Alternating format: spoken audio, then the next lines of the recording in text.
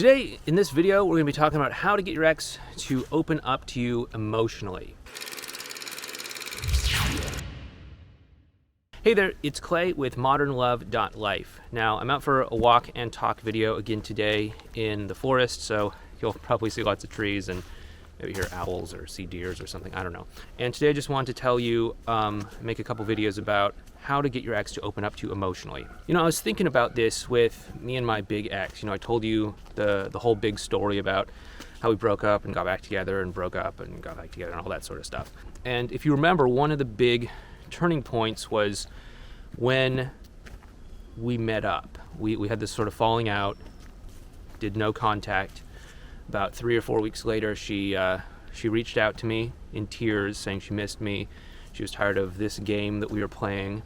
We talked for a while. That weekend, I actually was able to go back home from school, visit my mom and do all that stuff. I also was able to meet up with her for coffee, and we were just able to reconnect.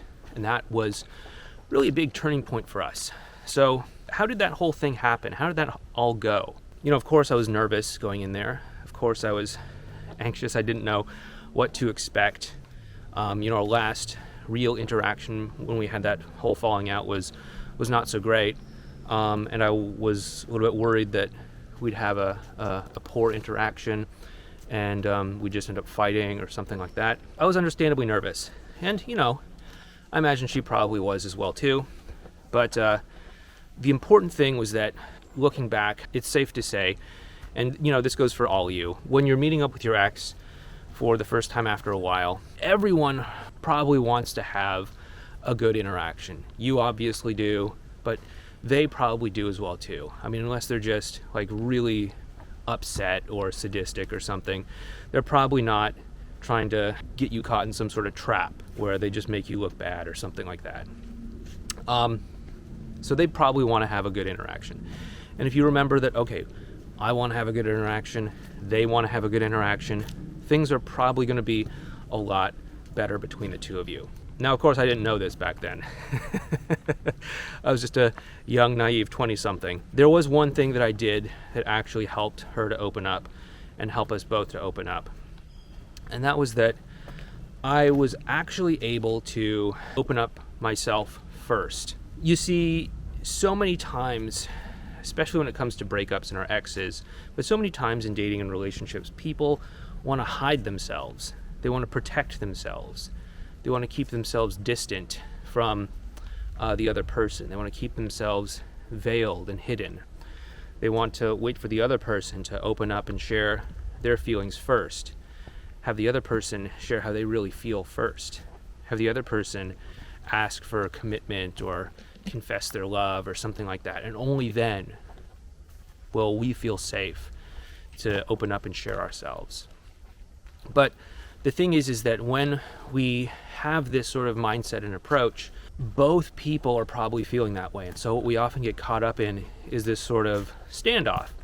You know, like in one of those spaghetti westerns, you have this standoff where it's like, okay, who's going to make the first move? Who's going to make the first move? What happens is many times no one makes the first move because both people are so caught up trying to, you know, look good or seem cool or something like that, seem like they don't care. They just end up sort of beating around the bush. Oh, hey, how was your weekend? Oh, it was okay. Not a whole lot happened. I hung out with Joe and we did a little whatever and played some video games and went to do the thing and all that. But it never actually goes somewhere that's really meaningful. And so rather than just sort of dancing around the edges with neither one of you really willing to make that first move, it can be helpful to actually come forward and be vulnerable yourself first. When you do this, you give them the permission that maybe they need to actually open up and share how they feel. Because when they see you opening up and sharing, when they see you committing to the relationship, or to the interaction, when they see you sharing what's going on with you, now it doesn't seem quite as scary for them to tell you how they feel, for them to open up, for them to share how they're doing emotionally. We have to be brave here. There can be a lot of reasons why you might not open up emotionally first. Understandably, you could be anxious, afraid. If you're willing to open up emotionally, then people are much more likely to care about you, much more likely to have that emotional connection with you. It's because we have these emotional experiences, it's because we're willing to share what's going on with us that people can actually connect. They have something to actually connect to. If we don't have any feelings, if we're not sharing anything, then there's nothing for them to connect to. And they just sort of slip right off of us and lose interest after a while. Be brave. There could also be some other reasons that you might not want to open up. You may have heard some poor advice out there that says, whoever cares the least controls the relationship, or always seem a little bit aloof, or seem like you don't care, or something like that. You have to look at the context for where that sort of advice is coming from. Is this maybe like dating advice that's intended to get you to hook up with people with low self-esteem? Let's put it that way.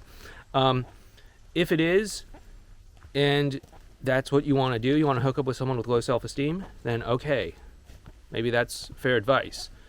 But if you want to actually have a meaningful interaction and a meaningful emotional connection, you're probably going to be much more better served by opening up emotionally first. And then, of course, the third concern you may have is that, okay, I've already emotionally opened up. I've already shared it all. I did the whole begging and pleading. I did the whole, heartfelt letter. I did all this sort of stuff before, and it just backfired on me terribly. And that's where you have to learn the difference between good and bad vulnerability. The negative vulnerability is where you're making someone else responsible for your feelings and your emotions.